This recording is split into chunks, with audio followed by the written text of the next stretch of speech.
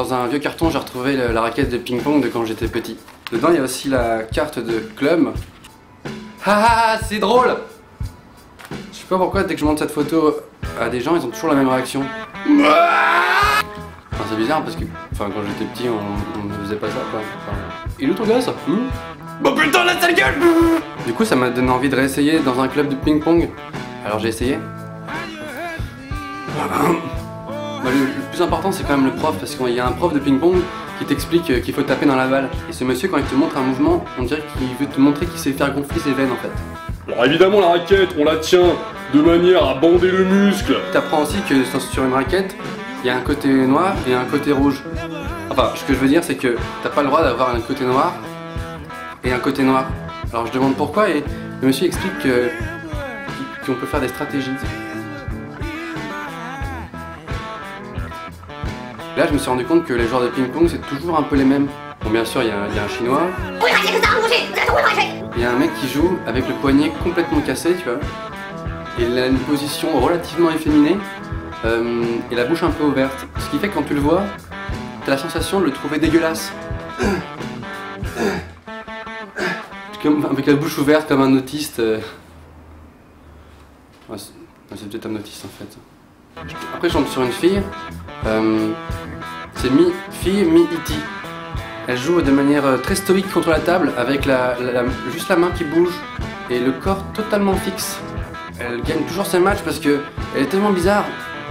Alors évidemment, j'ai perdu contre une fille. J'ai pas peur de perdre, mais ce qui me motive, hein, ce qui me fait battre le cœur, ce qui me donne mon énergie, c'est avant tout mes gosses. Donc t'as le monsieur qui a, on dirait qu'il a une grave maladie et qui joue au ping-pong pour s'en sortir, pour essayer d'oublier. Enfin, c'est bizarre parce qu'il parle assez fort et ensuite il te regarde comme si tu devais répondre un truc. Faut moitié les balles! Et tu sais pas quoi. Il y a aussi le mec qui suit les cours de manière très assidue, de A à Z, et qui refuse qu'on fasse une balle, genre pas dans le match, tu vois. On peut jouer s'il te plaît? On m'a dit qu'on devait jouer. On peut jouer? Ce genre de mec en général, il t'éclate et après il t'explique pourquoi t'as perdu. 21-0, c'est pas grave. Donc c'est pas grave, c'est ton revers. Et puis après il y a moi.